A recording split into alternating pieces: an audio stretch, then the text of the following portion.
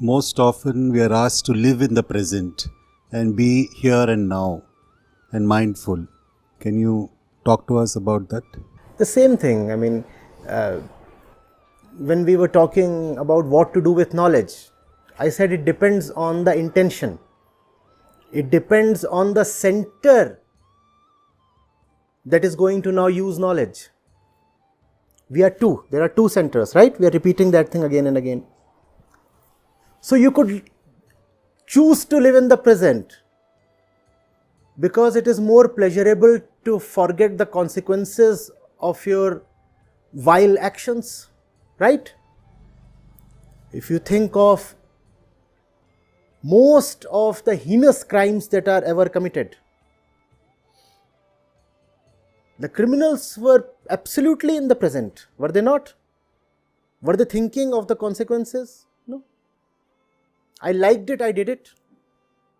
I felt like there are well thought out, organized and planned crimes, right? But a majority of the crimes are kind of spontaneous.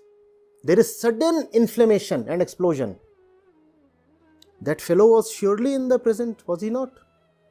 With no concern for anything in the past or in the future, anything beyond this place, this occasion, this event, nothing. I got angry, I shot him. So, this that we call as living in the moment can very well be utilized by the ego for its own nefarious ends.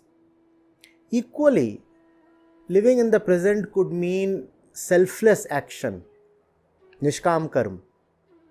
I am doing what is right and I do not bother about the results. Mostly what we do is from the wrong center. So when it comes to living in the present, that too is mostly from the wrong center. Whenever you have heard such words or phrases, come on, let's do it right now, do they point at something auspicious? Do they? Do they? In fact, we are so reluctant to do the auspicious thing right now that the saints have had to teach us that the right thing must be done instantaneously. Kal kare so aaj kar. What is it that we rather do instantaneously? All the wrong things. So you'll have a TV ad telling you, come on, do it right now, abhi.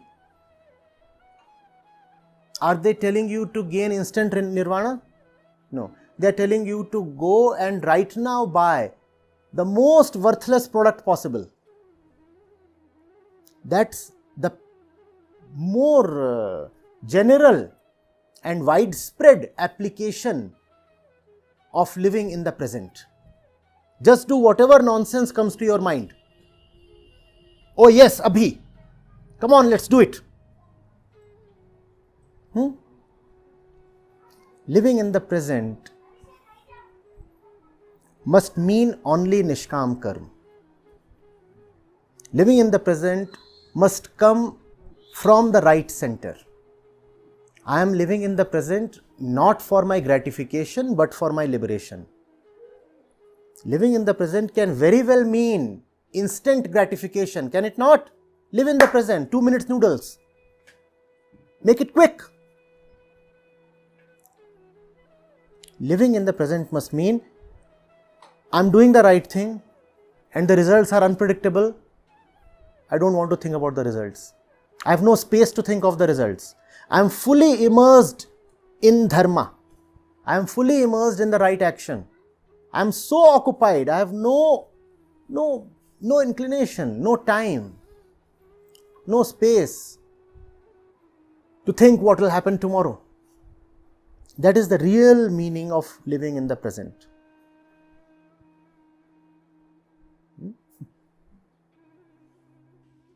So I'm just curious, in this terrain that you're traversing, which is quite vast, where do we locate specific ideas or concepts like beauty or vocation or meaning, those sorts of things that I think provide a lot of nourishment to people. So how does that fit in? All these words that you just mentioned have very clear spiritual meanings and connotations. So which one was the first you said? Beauty. Beauty, right? Beauty. So beauty then is an absence of ugliness. How do you define ugliness? Ugliness is that which makes you cringe. You look at something ugly and what's your experience, your reaction? What is it? So this is ugly, right? So what is ugly? Those who have known have said the world is an ugly place. What is beauty then? Freedom from the world. That alone is Saundarya. So Satyam Shivam Sundaram. The truth is beautiful. The truth alone is beautiful. Nothing else is to be called as beautiful. So then what do we call beautiful in this world? Or is everything completely ugly here? No.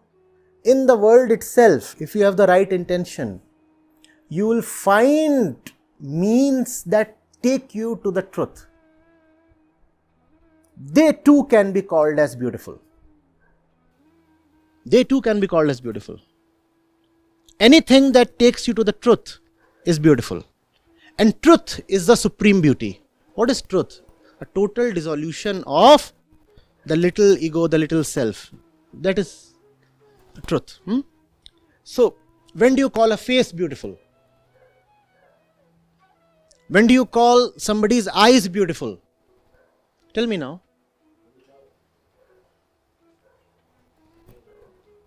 It depends on what you love the most. No?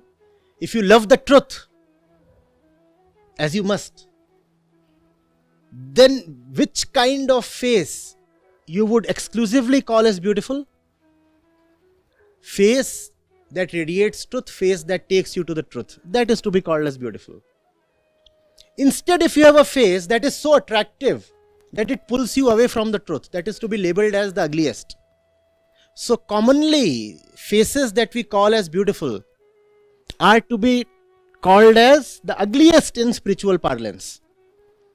Because those faces are deliberately designed and cultivated to disturb you, to possess you, to own you, to pull you away from anything meaningful in life. The same words in a spiritual dimension not only change their meaning, they invert their meaning.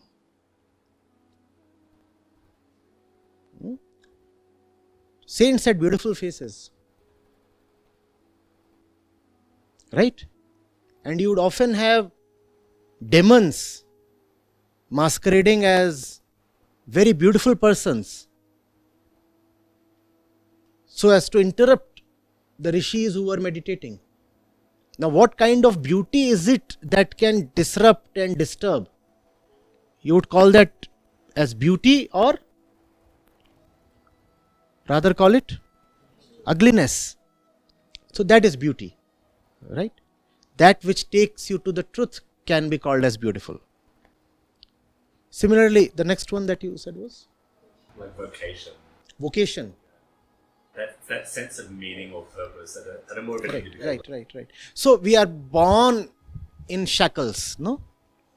You are born, your hands are fettered, your legs are shackled, and you are in bondage in several ways. So you have to get out of this condition. You are in a prison. You are in a prison. We all are born in prisons. The body itself is a prison. So what to do then? The body will last some 80 years. What to do then? What's the purpose of life? I am born in a prison. What then is the right purpose of life? Melt your chains or break them. Break out of the jail. That requires effort. That alone is called as work in spiritual parlance. Work is that which will liberate you. That which provides you livelihood is not to be called as work. Even while remaining in the jail as an obedient inmate, as an obedient prisoner, you'd still be given some livelihood by the jail authorities. Do I call that as work? No, that is just labor, no? You have been forced to do something. And when you do something, you are given some food to eat. That's the nature of work of most people on this planet. We exist to eat ourselves, to feed some food to the body. We live to eat. Ask people, why do you work? You work from 9 till 6. What's the net output? The net output is food. Food to the body and food to the mind. So that they can just continue living. We do not work to be liberated. We work to continue our stage of bondage. We work like prisoners in the jail. And prisoners in the jail work really hard, don't they? So we work really hard. Look at the face of the common man, how hard he works. But he works hard so that he can somehow survive within the jail. He does not work to break out of the jail. Spirituality defines work as that which you do to break out. If you are not exerting yourself to break out, you are not working. You are then just laboring like an animal, like a domesticated animal. We often make them labor, no? Mules. They labor so much, but they get nothing out of that labor. Similarly, most of us work so much and all that we get is bread. This too can be counted as bread, no? This, all this can be counted as bread, something for the body. Not something that would liberate you. So work or vocation then is that which you purposefully do with the intention of liberation. Most of us do not work even for a single hour our entire life. We just labor endlessly. Work liberates. Labor just tires. So what do you deem as work? I think I'm working. This moment. I might be wrong. Maya. Who knows?